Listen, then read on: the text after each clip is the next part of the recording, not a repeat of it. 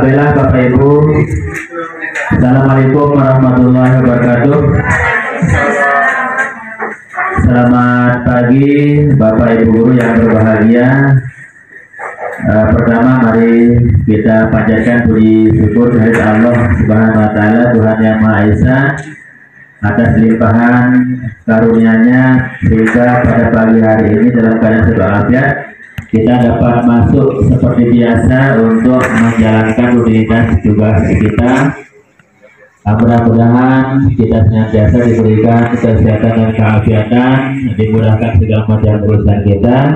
Dan untuk pagi ini kami mohon maaf karena menyita waktu Bapak Ibu sebentar saja terkait dokumentasi kegiatan calon guru penggerak dari saudara kita Pak Guru Agus Azhari SPD dengan Pak Herjas Adi Jalan SPD yang saat ini akan mengambil dokumentasi dan hanya memaparkan kurang lebih 10 menit saja.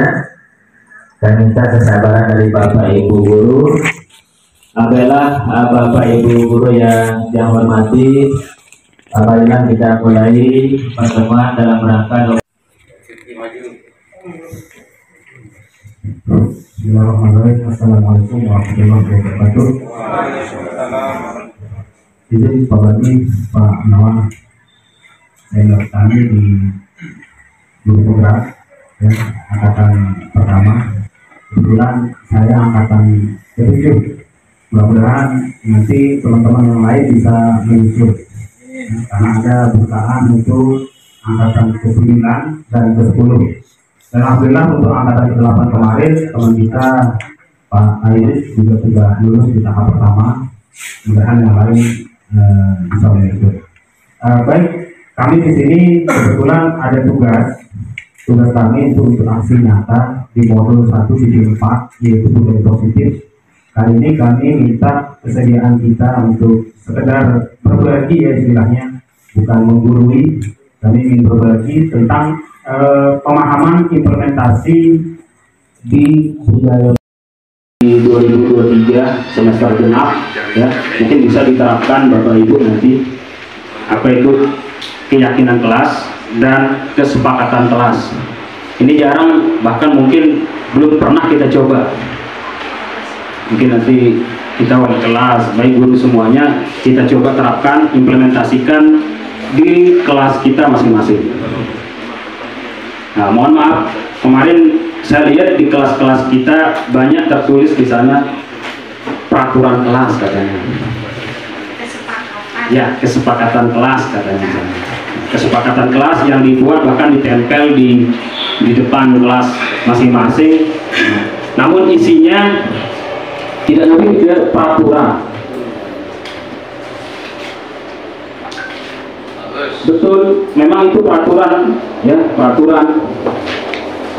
Yang dimaksud adalah peraturan kelas itu kita sendiri masing-masing guru mapel itu berbeda peraturan kelasnya, sehingga tidak bisa dibakukan di dalam kelas itu. Kalau yang kita buat keyakinan kelas yang ditempel di kelas masing-masing itu adalah lebih ke tata tertib sebenarnya. Tapi kalau peraturan kelas yang kita buat itu masing-masing mapel sebenarnya Bapak Ibu. Jadi ketika Bapak Ibu memulai pembelajaran, alangkah bagusnya Bapak Ibu membuat peraturan sendiri kelas. Tentu membuat peraturan kelas ini dengan berpedoman pada konsekuensi dan hukuman yang tadi di modul kita. Maksudnya begini, contoh peraturan kelas PJOK dengan sejarah tentu beda, sehingga tidak bisa dibakukan di kelas ditulis gitu. Jadi kita sendiri guru mapel masing-masing, misalkan saya guru olahraga membuat peraturan kelas saya, maka misalkan kalau ada siswa yang tidak menggunakan baju olahraga, maka konsekuensinya apa? Iya, nanti konsekuensi itu kita bahas bersama Bapak Ibu. Artinya bukan kita yang menentukan hukuman itu Bapak Ibu. Jadi anak kita kasih, kembalikan ke anak, sehingga muncullah sifat merdeka belajar itu Bapak Ibu. Kita sendiri dia kasih pilihan ke anak didik kita. Kira-kira kalau misalkan kalian tidak bawa baju olahraga, konsekuensinya apa? Kita serahkan ke kalian. Silakan kalian pilih apa yang menjadi konsekuensinya kalian. Kalau misalkan lari keliling lapangan 2 kali, boleh. Kalau misalkan push up, boleh. Kalau sudah sepakat, maka itu bukan lagi namanya hukuman, Bapak Ibu. Makanya disebut dengan kesepakatan kelas. Mungkin barangkali Bapak Ibu ketika mengikuti Zoom atau webinar, biasanya narasumber itu sebelum menyampaikan materinya biasanya membuat kesepakatan kelas. Salah satu contoh di kelas kita, jika ada teman berbicara atau bertanya, mohon teman yang lain tidak membuka mic, hukuman dan konsekuensi.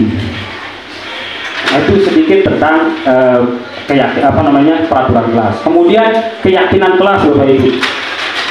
Jadi keyakinan kelas ini jarang kita buat juga keyakinan kelas. Contoh keyakinan kelas ini misalkan yang namanya keyakinan tidak perlu pembuktian Bapak Ibu. Artinya sifatnya kita yakin ya tidak perlu dibuktikan. Contohnya pintar. Yakin kan kita itu? Yakin. Maka seperti itulah keyakinan kelas Bapak Ibu. Kita buat, kita ajak anak-anak kita mengimplementasikan diri mereka. Kemudian kalau sudah ditanamkan keyakinan kelas ini, baru kita buat peraturan kelas Bapak Ibu. Nah, ini kaitannya dengan nanti restitusi Bapak Ibu. Nah, ada di modul ini namanya segitiga restitusi, bahwa di modul ini kita diajak bukan menjadi guru BP. Semua kita adalah guru BP sebenarnya. Tapi yang saya lihat pribadi, ketika ada masalah pada siswa kita, selalu kita serahkan ke guru BP. Bagaimana Bapak? Betul ya?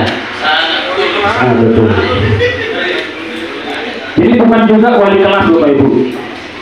Kita guru sebagai pendidik atau istilahnya leader, pemimpin pembelajaran, semua kita terlibat, bukan hanya wali kelas, dan paling kita di sini sering sekali menyerahkannya ke guru BP. Sedikit-sedikit kita belum pernah mencoba segitiga restitusi ini Bapak Ibu. Apa itu segitiga restitusi? Yang pertama, kita mengidentifikasi masalah anak. Apa masalahnya? Ya? Identifikasi masalah, maksudnya kita identitaskan masalahnya apa anak ini gitu.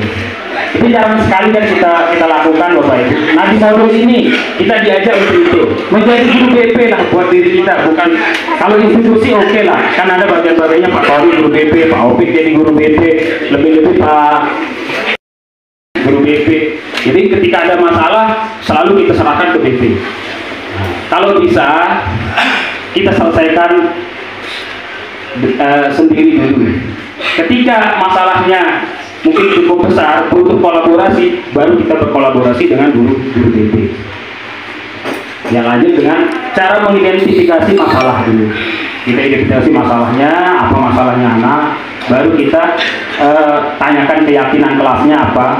Yang tadi yang sampaikan, kita tanyakan keyakinan kelasnya, kepercayaan masalah tersebut.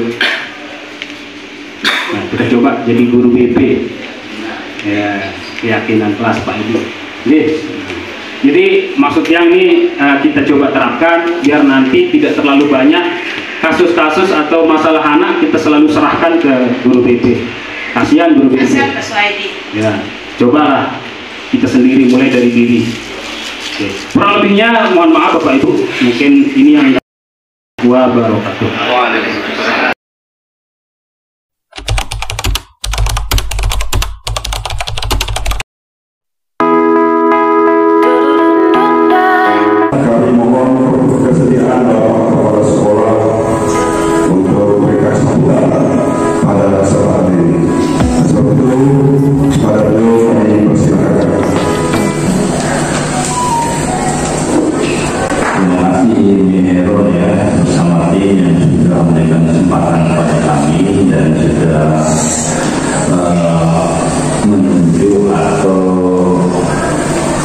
Ya, SMKN Satu Pringgabayan sebagai tempat untuk berlatih manam tentang budaya angkatan 7 ya, Kabupaten Lombok Timur untuk tingkat SMA SMK.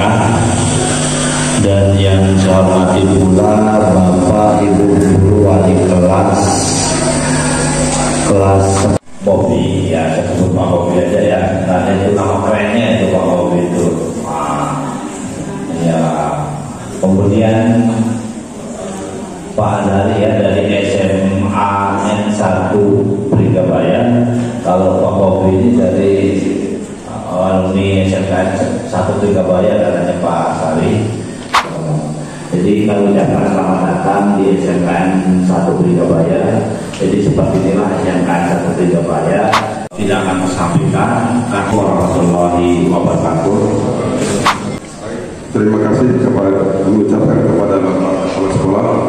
Ya, selanjutnya kita buka saja Bapak Ibu.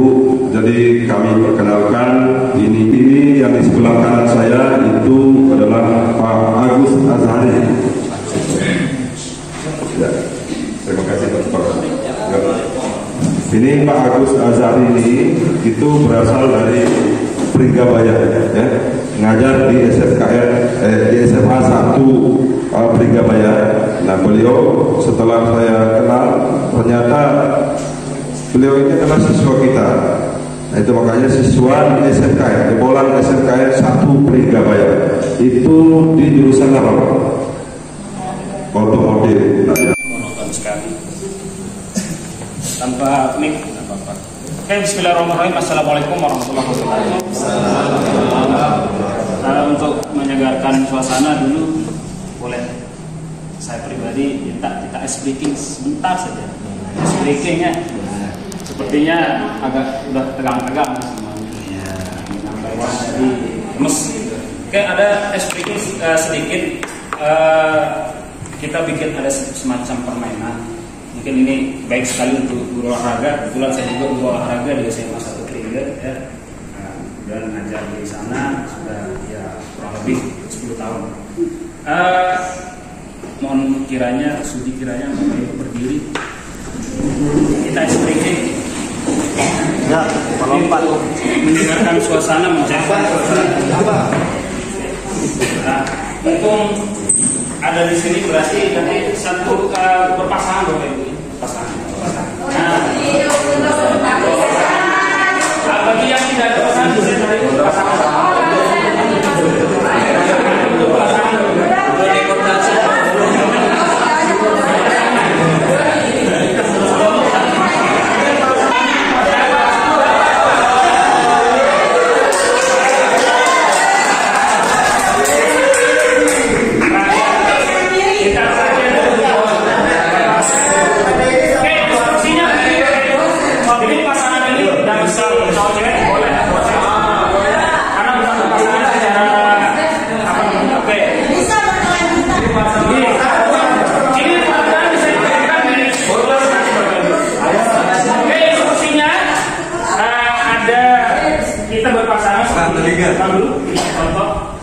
Ya, ini nanti berjabat tangan, tapi bukan berjabat ya.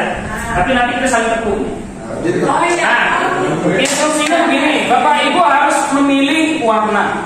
Misalkan saya warna hitam, Pak Riki, Pak Sudiyati warna hijau.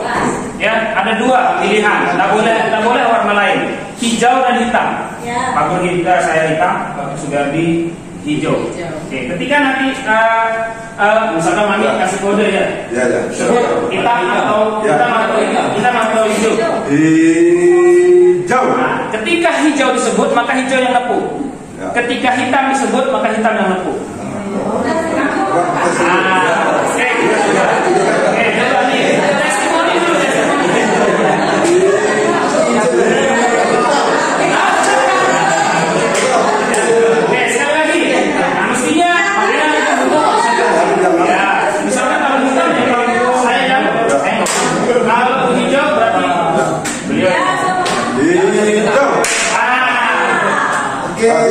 Siap. Artinya yang lain menghindar gitu. Ya, yang lain menghindar. Yang bisa disebut menghindar. Yang tidak disebut menghindar.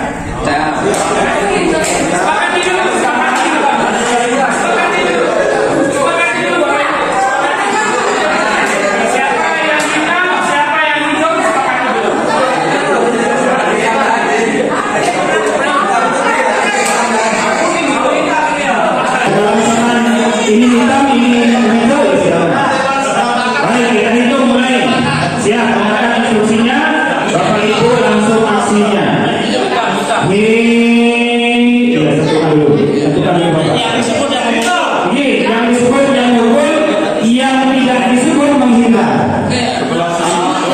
Oke, boleh. Kita sepakati dulu. Yang sebelah kanan hijau, yang sebelah kiri hitam. Oke, kita sepakati.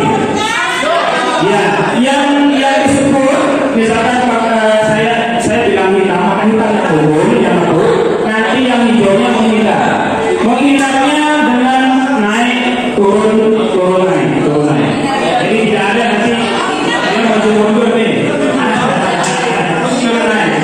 Baik, kita hitung. Siap. Hijau.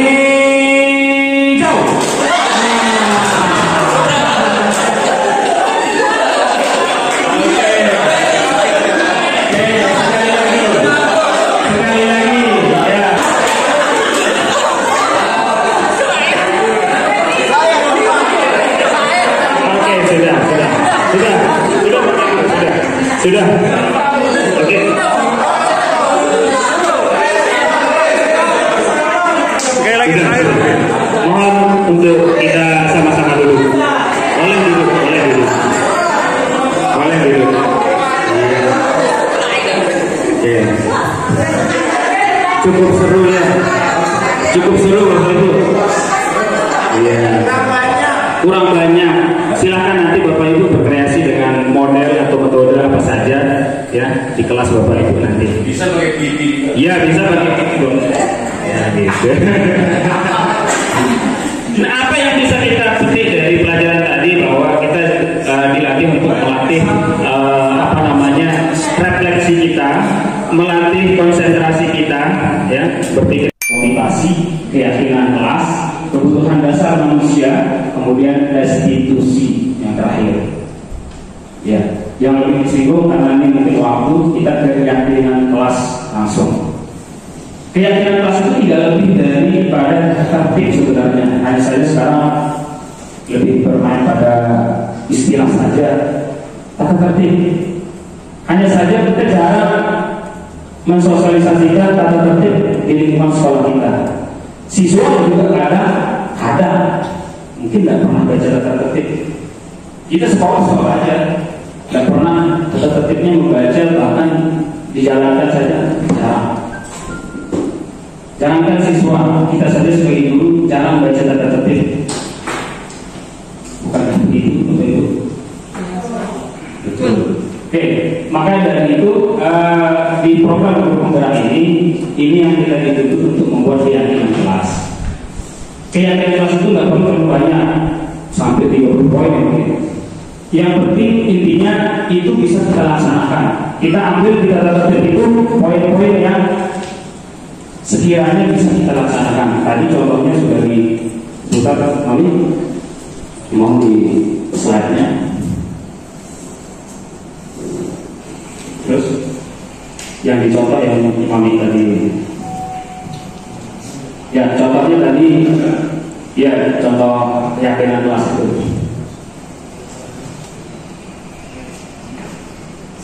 Kita singkat saja karena waktu. Mungkin tidak semuanya bisa kita kupas.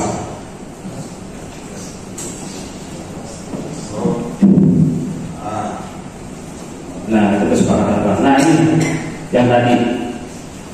Ini kan diambil dari tata tertib sebenarnya. Poin-poinnya yang diambil kesepakatan dan keyakinan kelas ini. Nah, ini yang nanti Bapak Ibu atau kita semua di kelas itu kita tulis dengan cara mengajak siswa itu untuk berdemokrasi. Karena kan kita banyak, tentu keinginan kita tidak sama. Si A ingin itu, si B ingin itu. Namun setelah kita membuat kesepakatan atau keyakinan kelas, maka tidak ada lagi kata menghukum dan itu konsekuensi. Ini tujuannya sebenarnya keyakinan kelas untuk menyadarkan kita, bukan hanya siswa, kita sendiri, kita juga menyadarkan diri kita bahwa kita yakin dengan keyakinan kelas yang kita buat, maka jangan sampai keyakinan itu kita langgar. Itu kuncinya. Baik, berbeda dengan kesepakatan kelas. Tadi disinggung backslash kesepakatan kelas. Jadi ini contoh yang sudah saya terapkan di sekolah. Saya ajak berdiskusi anak-anak, ya, dengan minta pendapat dari berbagai siswa. Ya, misalkan contoh, ini kesepakatan kelas. Sebenarnya tadi kita harus ada kesepakatan kelas ketika kita melakukan diskusi ini. Contoh kesepakatan kelas, misalkan Bapak Ibu tidak sama kesepakatan kelas guru sejarah dengan guru PCOK, tentu tidak sama. Contoh saya pribadi di olahraga, ketika siswa saya tidak menggunakan baju olahraga, maka konsekuensinya apa? Itu saya tanyakan kembali kepada anak. Kalau misalkan anak Anda tidak membawa baju olahraga di jam 4 guru, kira-kira apa ya yang anak Anda, konsekuensi apa yang harusnya anak Anda sepakati kemarin? Itu yang kita tanyakan, sehingga tidak ada nanti terkesan kita menghukum. Misalkan secara tiba-tiba anak didik kita, Pak, saya tidak pakai baju olahraga, langsung dihukum, sana kamu besar. Atau secara tiba-tiba kita lari ke lapangan. Nah, ini yang tidak boleh. Harus kita ada kesepakatan dulu. Kalau sudah kesepakatan, maka bukan hukum, tapi konsekuensi. Dengan nanti kesadaran sendiri anak itu akan melakukan apa yang dia langgar, maka itu yang akan dia lakukan. Seperti itu untuk kesepakatan kelas. Mungkin enggak ya? Kita perlu perkenalan diri ya? Oh, boleh. Kayaknya nggak perlu sebenarnya. Berdiri Bunda. Berdiri. calon juga. Bukan. Luar biasa, terima kasih. Satu perjuangan dengan orang hebat di depan, Bapak Sugiarti, teman kerajaan saya. Dan juga kelompok saya dari satu geng. Berbicara tentang restitusi ya Pak Guru. Ya, jadi saya tertantang dengan pembentukan karakter kayaknya di sini untuk membuat satu kesepakatan atau keyakinan dalam satu kelas. Kayaknya kita harus melihat karakter anak itu. Mungkin Bapak mengajar di SMA dengan kami di SMK besok. Karakter anak-anak yang menghadapi begitu jauh. Kenapa? Karena saya punya pengalaman bertahun-tahun mengajar juga di SMA, termasuk SMA Silat. Ketika kembali ke sini, mutasi ke sini, wow, saya bingung gitu, memberikan apa istilahnya di sini, posisi kontrol. Kayaknya yang 5 posisi kontrol itu sering kami lakukan di sini. Mulai dari yang halus, setengah halus, kasar, sampai yang paling kasar, sepertinya pernah kami lakukan gitu. Guru BP ada di sini, mungkin boleh Bapak juga bertanya dengan beliau. Nah, termasuk kelas yang saya bina, mulai dari kelas yang paling hebat, kelas TKJ, kelas unggulan itu, karena sekolah kami TKJ. Kemudian sekarang saya membina TESA. Pernah juga membina anak otomatis, beda-beda karakter. Nah, untuk memberikan 5 posisi kontrol itu, saya coba dari yang paling halus. Kayaknya kami luar biasa menghadapinya. Nah, kemudian ternyata tidak pernah curang. Menghukum dengan kekerasan tidak boleh kan katanya di situ. Tapi kami coba juga dengan itu. Jarang sekali. Assalamualaikum warahmatullahi wabarakatuh. Terima kasih, sedikit menanggapi Mami nanti. Baik, 5 posisi kontrol ini memang harus kita kuasai. Artinya kita bisa memanfaatkan posisi-posisi ini pada situasi yang kita alami pada anak tersebut. Seperti Bunda tadi bilang, memang karakter anak SMK dan anak SMA ini berbeda sekali. Khususnya saya di SMA, kalau bisa dibilang hampir sama sebenarnya. Hanya saja mungkin lingkungannya yang mempengaruhi.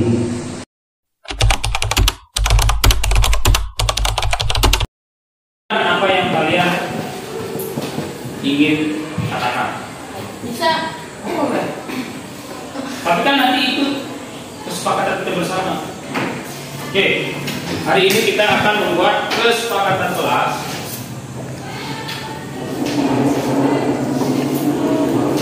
atau belajar ya. Oke, kira-kira apa? Apa? Di olahraga, apa kesepakatan kelas kita? Silakan. Maju, tulis, nanti kita bahas. Apa positifnya, apa negatifnya? Siapa punya ide? Tulis, apa maunya? Inilah demokrasi. Jadi boleh, tidak mesti Pak Guru yang mengeluarkan aturan terus kalian yang laksanakan, itu namanya pemaksaan. Betul nggak? Betul nggak? Betul. Kan Pak Guru paksa jadinya. Maksudnya itu kalian yang punya ide, nanti ide itu kita sepakati bersama. Itulah yang menjadi kesepakatan belajar kita, khusus di olahraga, di jamnya Pak Guru. Nanti kalau jam guru lain ya berbeda-beda, tergantung dari kesepakatan. Oke, sebelum melakukan pembelajaran olahraga, siswa diberi waktu untuk sarapan.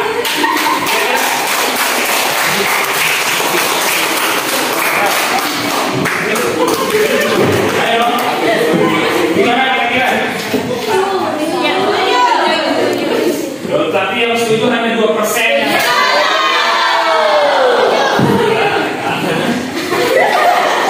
Tangannya itu udah nyampe ke langit. Ayo, setuju ya? Oke, kita checklist. Ini setuju. Ada lagi yang kedua? Punya usul? Yang punya usul. Nanti kalau sudah bikin sepakat, udah sepakat. Berarti besok sebelum kita mulai pembelajaran, kalian harus sarapan. Kan itu maunya? Ya. Oke. Sarapannya, apakah nanti harus kita kasih waktu berapa? Nah, ini kan masih belum ini ya. Artinya belum fix. Apakah misalkan nanti kan kalian banyak masalahnya. Kalau seandainya kalian makan sebanyak ini, kan membutuhkan waktu yang cukup lama. Ayo. Adakah yang dikasih sarapan itu yang memiliki riwayat penyakit saja atau yang semua? Semua. Oh, semua ini doang yang semua. Semua. Kita butuh ini. Hah? 15 menit. Kira-kira bagaimana? Nah, kalau makannya kalian hanya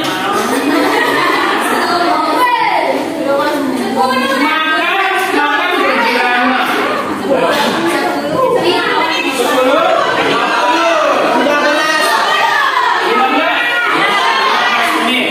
15 menit. 15 menit. Malu kalian banyak. Oke, berarti ini ketika kita olahraga, kalian perlu tunggu di lapangan, kalian sarapan dulu, baru ke lapangan masuk. Kan gitu ya. Nanti Pak kira-kira kalau sudah 15 menit, tidak ada katanya kalian harus terlambat lagi. Nah, kalau misalkan terlambat nih dari jadwal 15 menit, apa? Lari dari lapangan. Oke, awalnya kesepakatan. Jadi kalau kalian sudah makan, sarapan 15 menit, terus kalian terlambat ke lapangan, berarti lari dari lapangan. Ya kan? Untuk itu, untuk mengantisipasi hal demikian, maka disarankan kepada anak-anak sekalian harus lihat waktu. Kalian ngajinya sampai jam berapa? Kalau kan masuk jam 7. Jam 7 masuk. Ngaji 15 menit. Ya kan? Ngaji 15 menit nih. Habis ngaji kan ada 15 menit. Iya. Berarti jam 7.30 sudah tidak ada kata lagi kalian terlambat. Kan gitu. Ya kan? Oke. Ada lagi kesepakatan kita.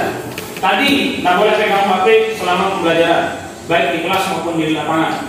kecuali membutuhkan pelajaran itu atau materi itu membutuhkan HP.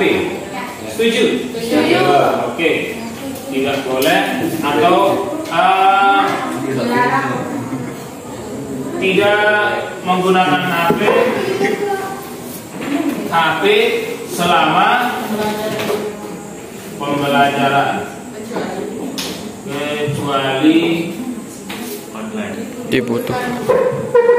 kecuali dibutuhkan. Oke. Ada lagi kesepakatan kita.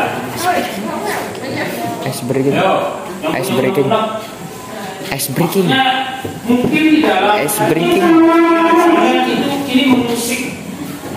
Maksudnya saya kayak Ice breaking. nah, bebas gitu. Utarakan saja, jangan takut. Yuk, utarakan, nggak apa-apa. Maksudnya itu ice breaking. Ice breaking. Ice breaking, Pak. Ice breaking. Ya lo ditulis. Jualin ada ice breaking. Nah, apa yuk? Yang kemarin. Dengan ice breakingnya.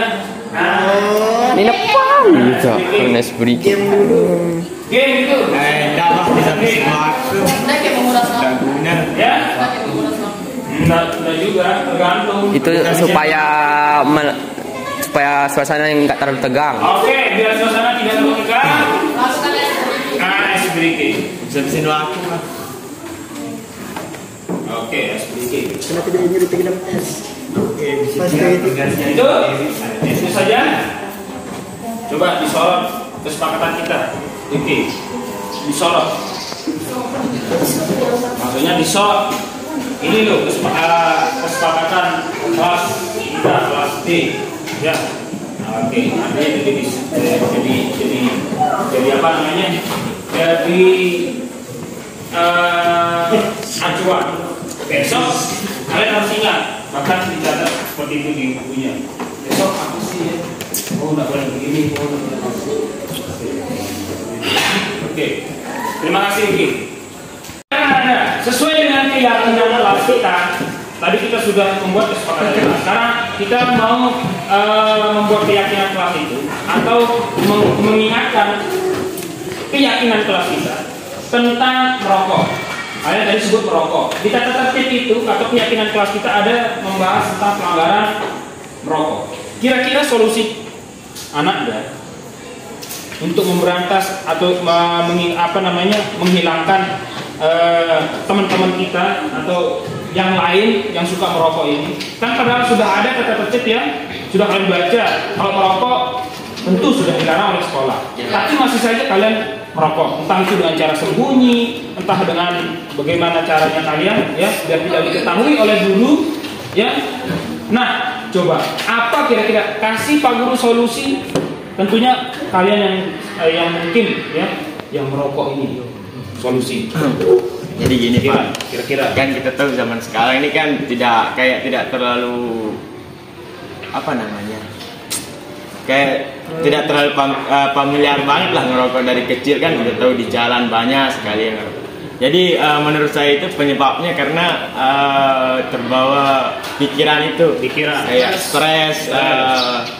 Ya perlu menenangkan pikiran lah Kak. Banyak saya tanya teman-teman saya yang merokok itu, saya bertanya kenapa kalian bisa merokok. Terus beliau menjawab karena setelah saya merokok itu saya mendapat kayak ketenangan, kayak berhalusinasi.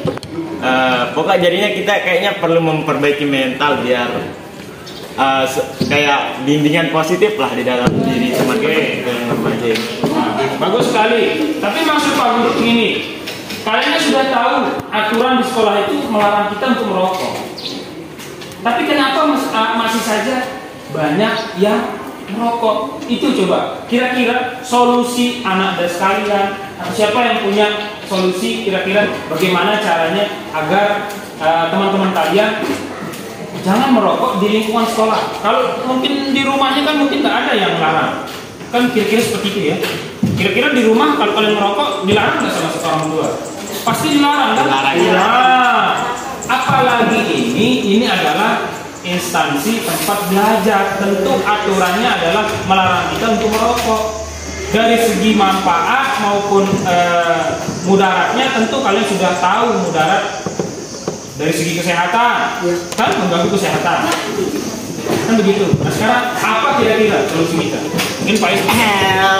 Kalau menurut saya Pak, karena juga punya teman yang merokok, seperti yang dikatakan teman kita Yergin, mereka merokok itu untuk menghilangkan stres supaya mendapatkan ketenangan. Karena rokok juga mengandung banyak hal yang membuat mereka candu dan sulit melepaskannya meskipun cuma satu kali nyoba itu. Itu saran saya untuk di sekolah, untuk supaya tidak melanggar aturan, kita cari alternatif. Alternatif supaya yang membuat candu tapi tidak berbahaya seperti rokok, mungkin permen mungkin bisa kan ya. Jadi daripada merokok bisa permen atau makanan yang membuat mereka untuk sementara waktu terkhusus di sekolah tidak menggunakan rokok. Kan di setiap pekan budaya itu kan ada pekan budaya, ada Sabtu itu kan. Itu kan sudah dibuatkan kadang-kadang ada kegiatan bazar, kegiatan apa seperti itu ya, untuk menghilangkan ini apa namanya, teman-teman kalian yang suka merokok gitu. Artinya harus sembunyi-sembunyi gitu. Kadang-kadang di kamar mandi merokoknya kan, bahkan di kelas. Nah, kan gitu. Nah, bagaimana sih caranya kita ini agar para siswa kita terutama yang laki-laki punya kesadaran agar tidak merokok? Itu coba kira-kira apa solusinya? Yang merokok. Yang merokok. Apa solusinya? Kira-kira apa pendapat? Mungkin bisa dari anak yang lain. Kira-kira apa? Tentu yang cewek tidak mungkin kan? Tahu kan kita itu. Apa menurutmu kira-kira caranya untuk agar teman-teman kalian tidak merokok gitu? Kan bisa kalian sosialisasikan juga. Maksudnya Pak Bro begini, kalian ini yang tidak merokok, ketika berteman dengan teman kalian yang perokok, kan bisa kalian saling ingatkan. Weh, ini di sekolah loh, nggak boleh kita merokok, kan begitu? Bisa saling mengingatkan. Mungkin kira-kira seperti itu ya. Alat kayak coba diperketat kayak masuk sekolah itu kan kita lewat pintu gerbang sekolah kan, kita masuk kan, kayak kita perlu alat pendeteksi kayak biar kita tahu apa namanya rokok itu. Maksudnya diperiksa biar lebih ketat. Atau di pas gerbang gitu ya? Ya, penjaganya. Di gerbang itu kita harus periksa kalian gitu. Ya. Tapi kan kalau kita apakah tidak? Nah, seperti tadi temanmu bilang, apakah itu tidak akan menimbulkan lama gitu? Kalian kan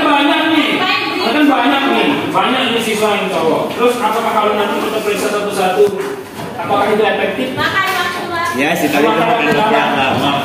Tapi kan solusi yang tidak bisa pecah. Bagus itu solusinya. Detik ini kita memang belum bisa mencari solusi apa kira-kira caranya kita untuk teman-teman kalian yang merokok ini tidak merokok di sekolah. Kalau merokok mungkin di rumahnya aja gitu kan. Jangan merokok di sekolah. Kita usahakan jangan merokok di sekolah ya. Kasihan, masa nanti merokok masuk BD, setiap hari masuk BD. Bahkan gara-gara rokok ini juga banyak siswa yang sudah di drop out, dikeluarkan gara-gara sudah 3-4 kali merokok ketahuan lalu dipindah. Nah, coba terapkan budaya positif ini anak-anak sekalian. Ini diterapkan budaya positif.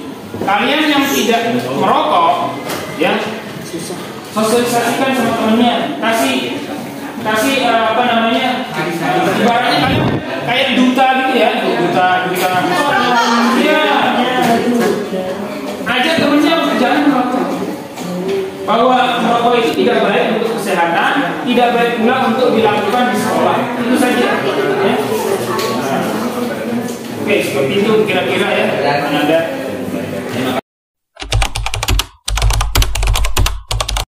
Anak-anak sekalian, hari ini Pak Guru manggil kalian ke DT guna menanyakan. Tadi Pak Guru mendapat laporan, ya, terutama si etika. Tadi Pak Guru dapat laporan dari guru BP bahwa tadi kamu disuruh sholat, tapi nggak sholat. Sekarang, kemudian siapa namanya? Fadil. Tadi Pak Guru lihat secara langsung ketika sholat di musola, kamu merekam temanmu yang dalam keadaan masbuk. Ini ya. Coba. Kita ke masalahmu dulu. Keyakinan kelas kita atau ya istilahnya tata tertib sekolah kita membenarkan enggak tindakan tadi itu? Tidak.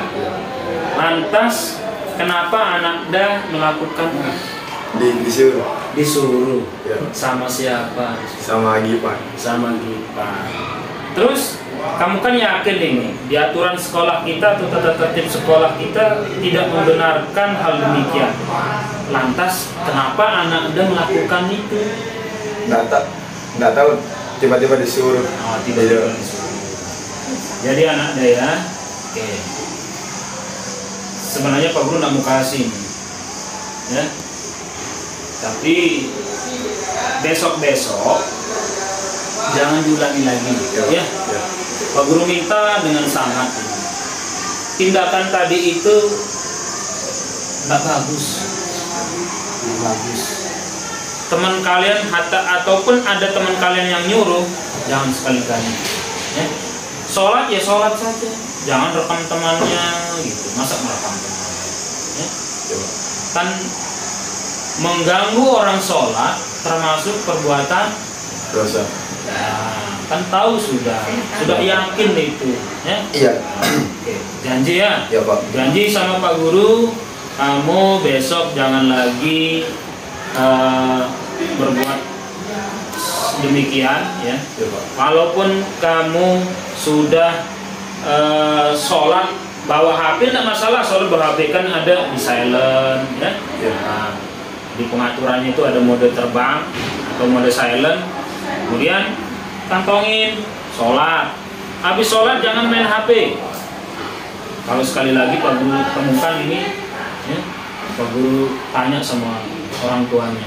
Pak Guru bawa pulang, kasih tahu sama orang tuanya. Ya, Pak.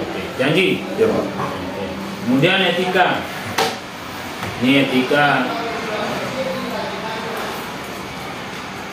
Kan sudah tahu masalahnya, sudah tahu kesalahannya apa? Apa salahnya? Tidak sholat. Terus hari ini kamu berhalangan atau bagaimana? Halangan. Disuruh ke literasi, tapi nggak mau.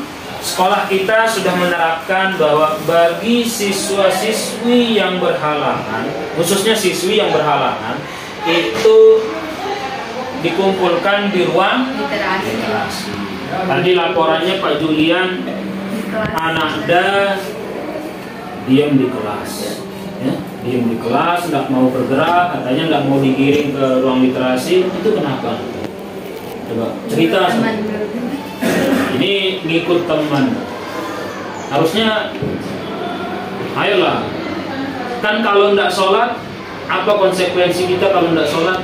Ini di agama saja, ya dosa. Tapi pengecualian bagi cewek nih, bagi putri, bagi perempuan. Kalau misalkan berhalangan kan boleh tuh, ya.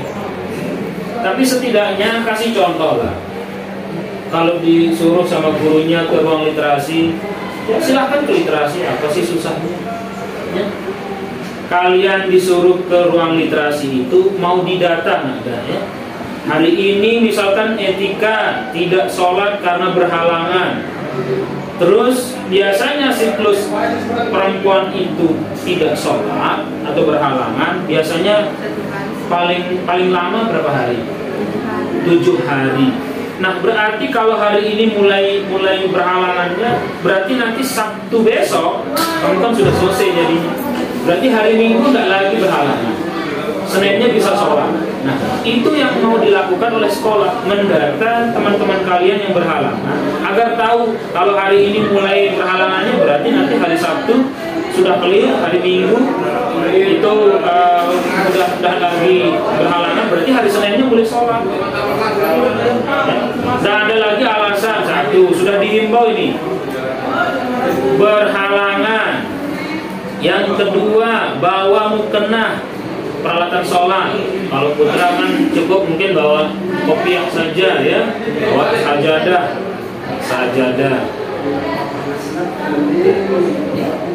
Tolong Anda, hari ini Pak Guru sebagai wali kelasmu minta dengan sangat, tolong janji sama Pak Guru, jangan lagi diulangi.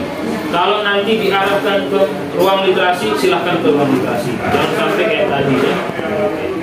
Kalau begitu, hari ini anak Anda bisa masuk kelas, kembali belajar seperti semula ya. Terima kasih Pak.